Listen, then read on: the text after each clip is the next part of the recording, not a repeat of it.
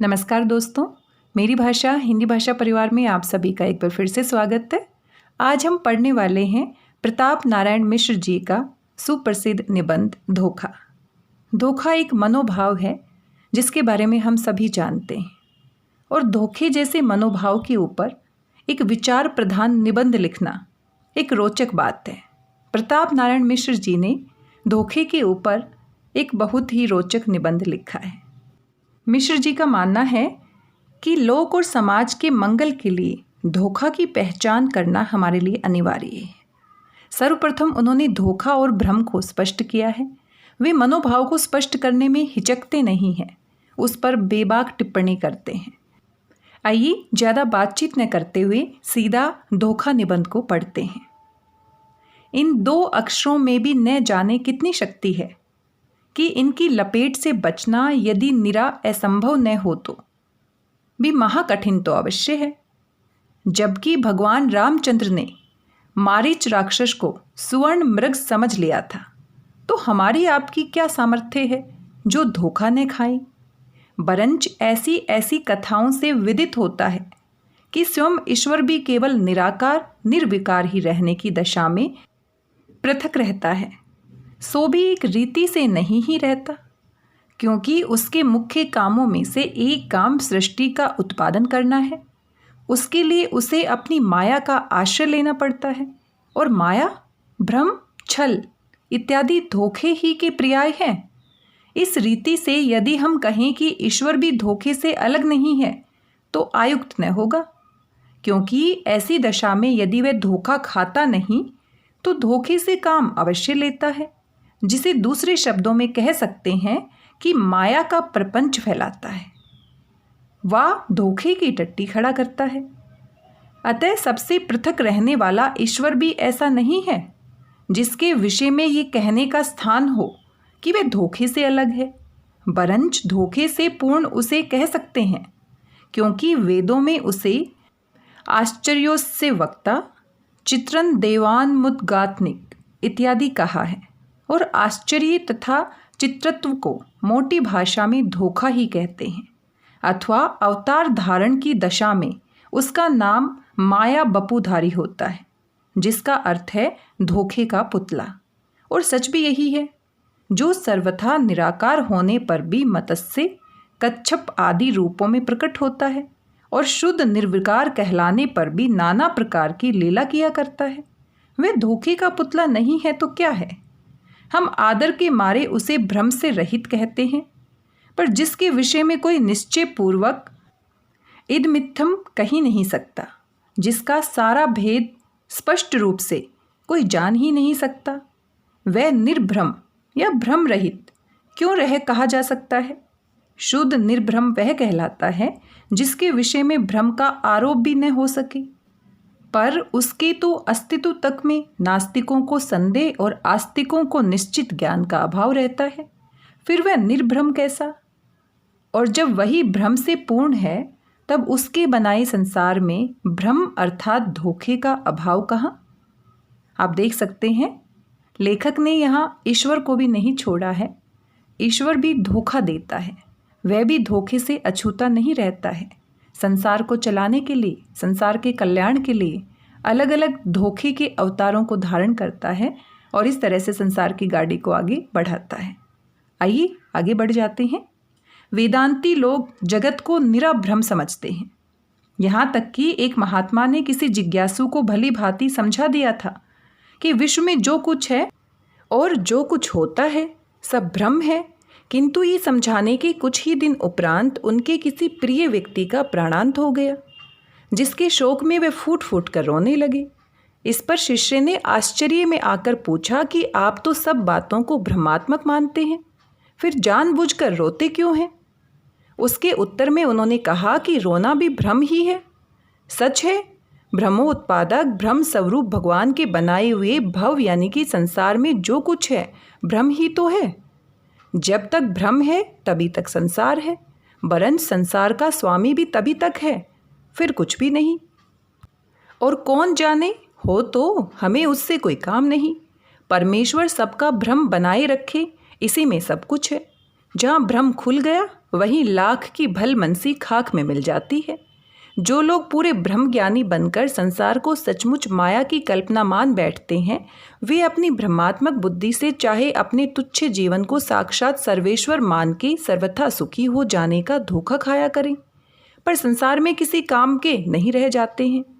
बरंच निरे अकर्ता अभोक्ता बनने की उमंग में अकर्मण्य और नारी नारी सब एक है, जस मेहरी तस्माय इत्यादि सिद्धांतों के मारे अपना और दूसरों का जो अनिष्ट करने बैठे वही थोड़ा है, क्योंकि लोक और परलोक का मजा भी धोखे में ही पड़े रहने से प्राप्त होता है।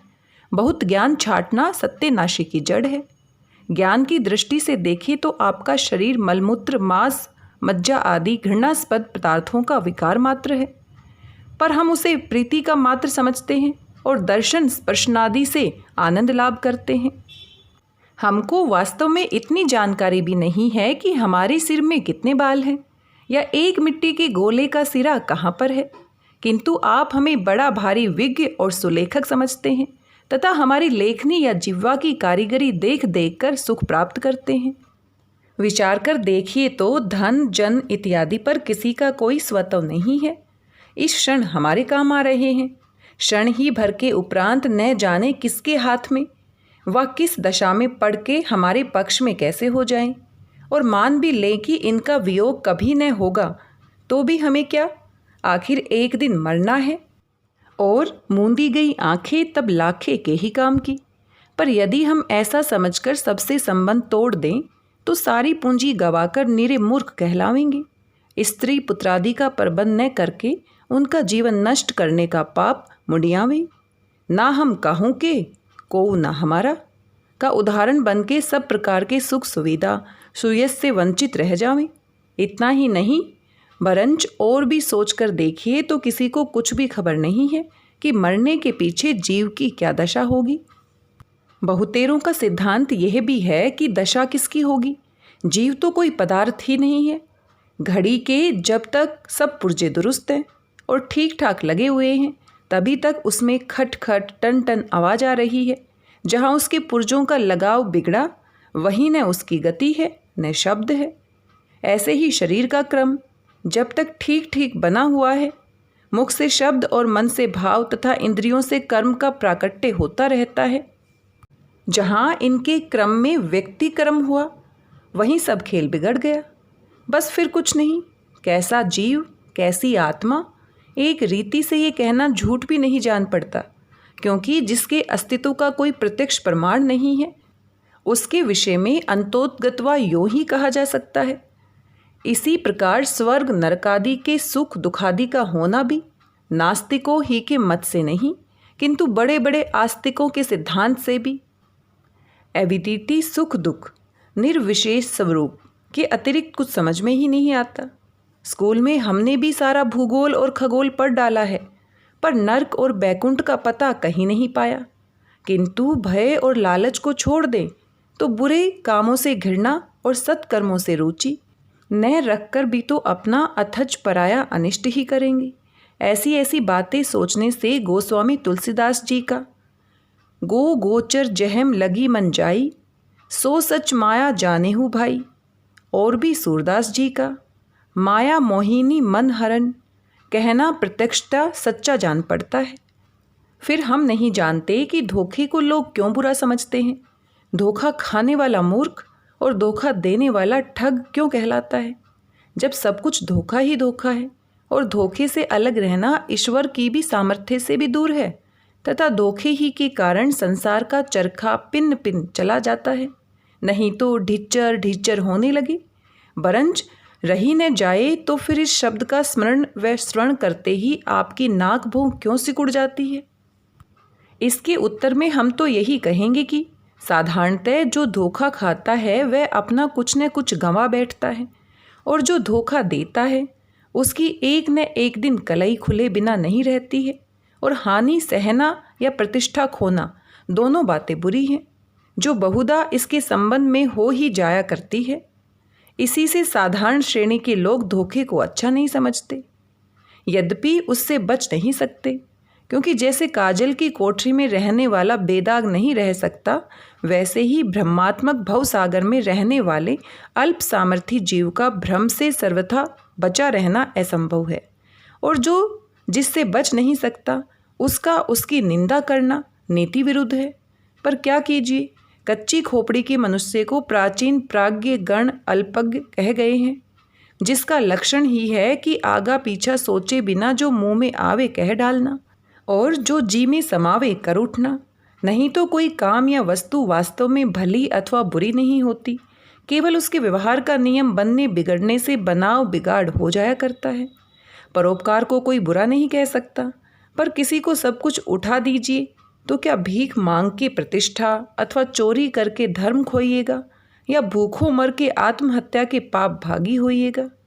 यूँ ही किसी को सताना अच्छा नहीं कहा जाता, पर यदि कोई संसार का अनिष्ट करता हो उसे राजा से दंड दिलवाइए या आप ही उसका दमन कर दीजिए, तो अनेक लोगों के हित का पुण्य लाभ होगा।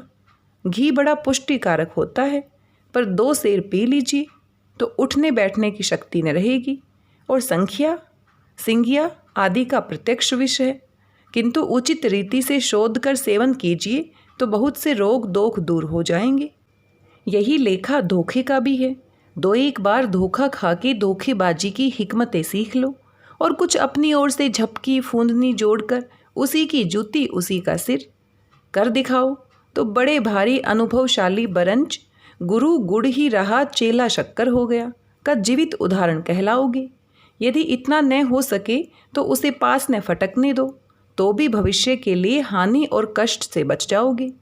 यूँ ही किसी को धोखा देना हो तो इस रीति से दो कि तुम्हारी चालबाजी कोई भाप ना सके, और तुम्हारा बलि पशु यदि किसी कारण से तुम्हारे हथखंडे ताड़ भी जाए तो किसी से प्रकाशित करने के काम का न रहे।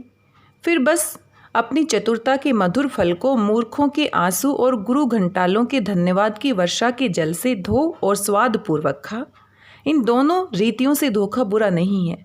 अगले लोग कह गए हैं कि आदमी कुछ खो के सीखता है, अर्थात धोखा खाए बिना अकिल नहीं आती, और बेईमानी तथा नीति कुशलता में इतना ही भेद है कि जाहिर हो जाए तो बेईमानी कहलाती है और छिपी रहे तो बुद्धिमानी।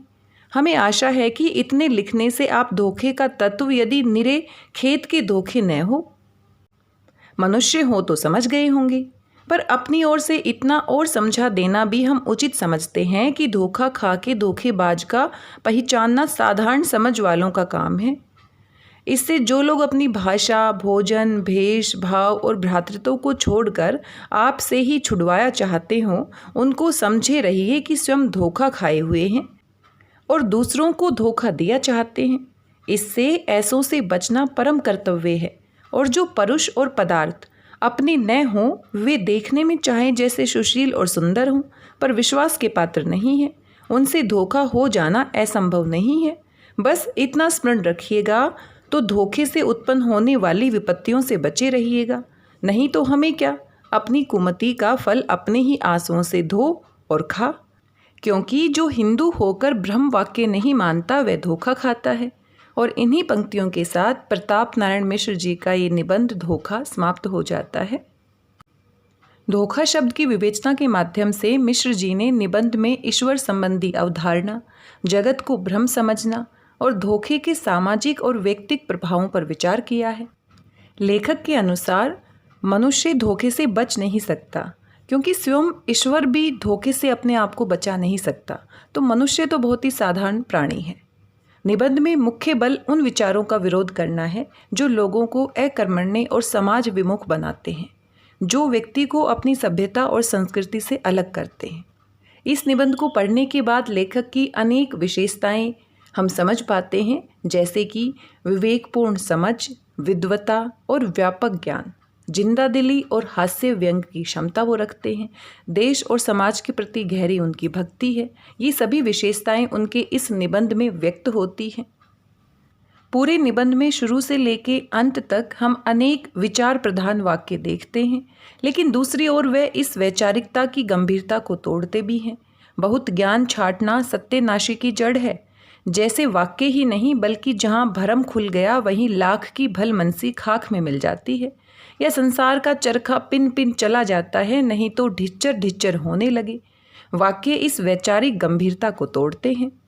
इसका मतलब ये नहीं कि ये निबंध पूर्ण रूप से भावात्मक निबंध है।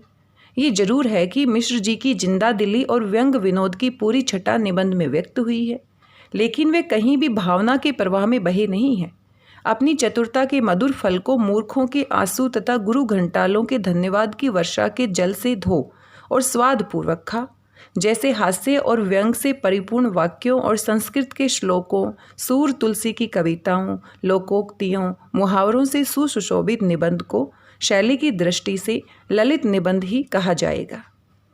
अतः हम कह सकते हैं धोखा एक ललित निबंध है। इसको पूर्ण रूप से वैचारिक या भावात्मक निबंध हम नहीं कह सकते, क्योंकि जहाँ पर विचार और भावों का सामंजस्य दिखाया जाता है, दोनों का समन्वय होता है, वहीं पर ललित निबंध होता है।